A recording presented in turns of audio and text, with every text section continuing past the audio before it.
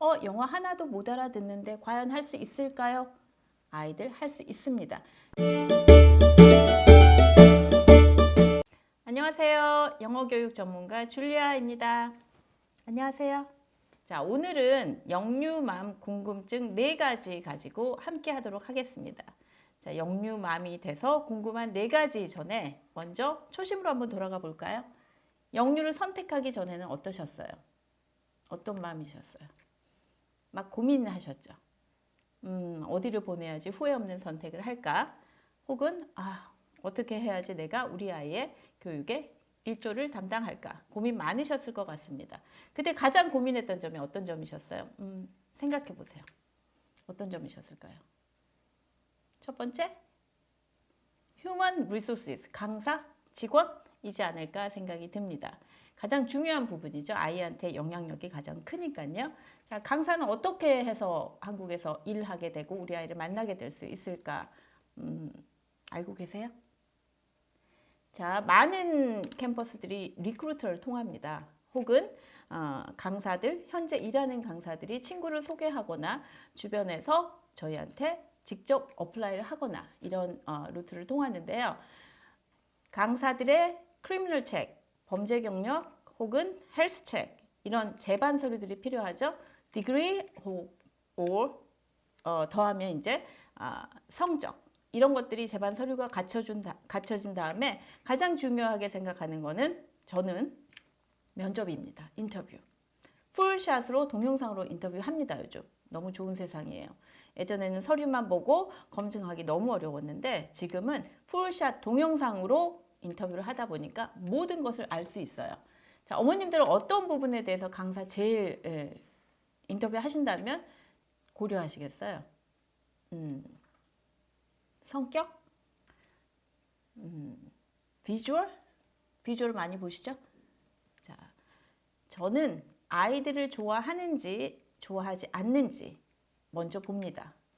영어, pronunciation, intonation 다 중요해요.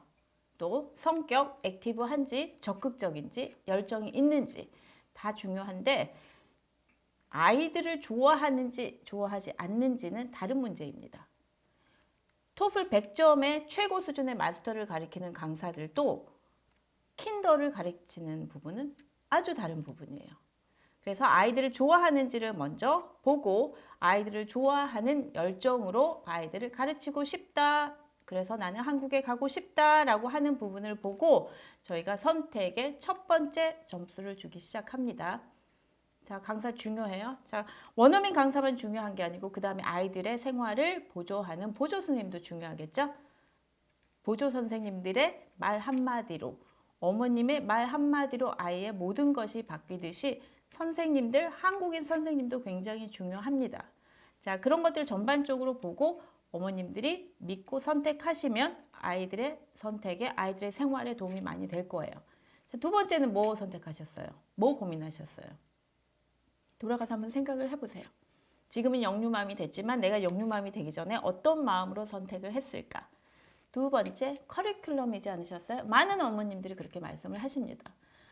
아버님과 어머님이 같이 오셔서 서로 의견을 조율하고 협의할 때 있어서 자, 이 커리큘럼으로 우리 아이가 지금 킨더지만 초등학교 갈 준비가 되는 건지 21세기 인재가 되기 위해서 갖춰질 역량들이 커리큘럼에 누가 있는지 검토하셔야죠. 자, 창의성은 어떻게 커리큘럼에 구현될 수 있게 구성되어 있는지 너무 중요한 부분입니다. 과목별 수업은 되는지 가장 중요한 거는요. 커리큘럼에 있어서 저는 이렇게 생각해요. 영어를 배우러 왔어요. 제일 중요해요. 어머님들. 영어 유치원, 영어 유치부. 영어를 배우러 왔지만 킨더이기 때문에 영어로 모든 것들을 배우는 게 가장 중요합니다. 영어로 아트를 배우고 영어로 사이언스를 배우고 영어로 math. 아이들한테 필요한 누리 과정들. 영어를 배우는 과목도 물론 중요합니다. 하지만 영어로 모든 것들을 배울 수 있게 커리큘럼이 구성되어 있는지 특히나 아이들의 사고력을 확장할 수 있는 것들로 방법론이 구성되어 있는지를 보시는 게 가장 중요할 것 같아요. 자, 세 번째는 뭐였어요? 세 세 번째로만 끝내려고요. 너무 많이 고민하다 보면 영유 선택 못합니다. 자, 세 번째. 스쿨 컨디션, 캠퍼스의 컨디션이 아니었을까 싶습니다. 캠퍼스의 컨디션에서는 가장 중요한 게 첫 번째, 쾌적한지. 유치원 막 들어갔는데 습한 곰팡이 냄새가 난다거나, 요즘은 없을 거라고 생각하시는데 잘 보셔야 돼요. 있습니다, 아직도.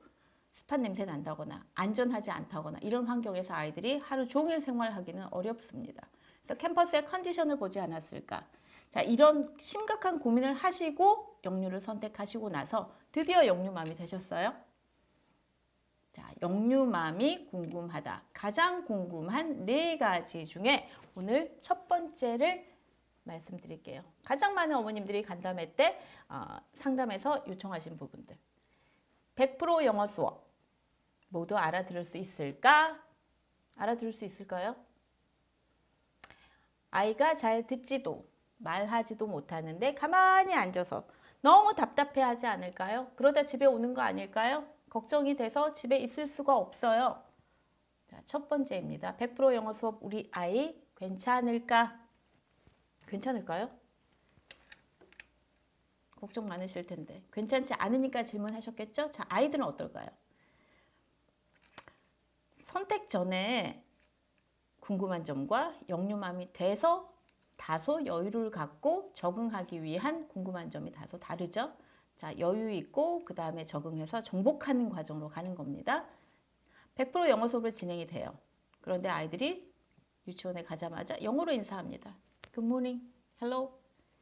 큰 소리로 아이들을 굉장히 업시키게 하는 목소리, 톤, 억양, 아이들을 심하게 위축시킬 수도 있습니다. 난 영어 모르는데. 여기 다 영어만 하나 봐. 수업에 들어갑니다. 오 마이 갓, 다 영어로 진행이 돼요.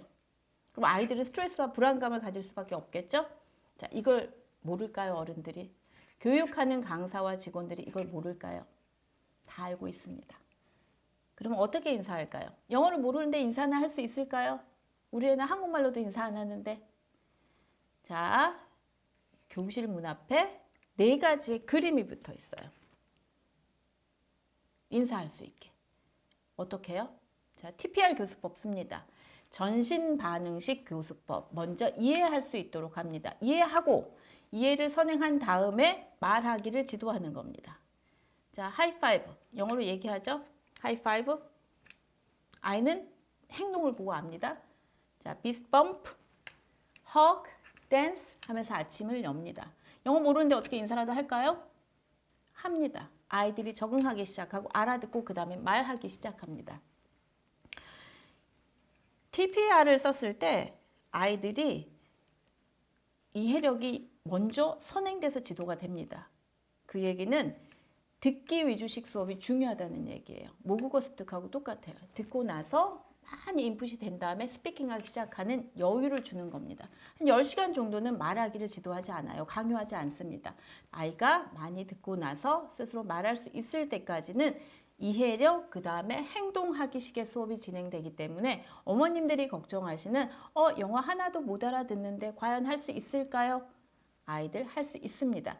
아이들 스트레스와 불안감이 높으면 높을수록 감정적인 요소가 증가하므로 언어 학습에는 효과가 없습니다. 효과가 떨어집니다. 그러면 스트레스가 낮을수록 아이가 편안할수록 그리고 또 어머님들이 정말 원하시는 부분이지만 아이들이 많이 그렇지는 않아요. 동기가 높을수록 언어 학습에는 효과적이 될 수가 있겠죠. 그런 환경을 만들기 위해서 처음에 적응할 때는 TPR 교수법과 아이들의 눈높이에 맞추는 정성, 사랑으로 아이들을 대하기 때문에 어머님들이 고민하는 100% 영어 수업 아이들 못 알아듣고 수업 그대로 있지 않을까는 걱정 안 하셔도 될 것 같습니다. 안녕히 계세요. 2번째 질문에서 뵙도록 할게요. 바이바이.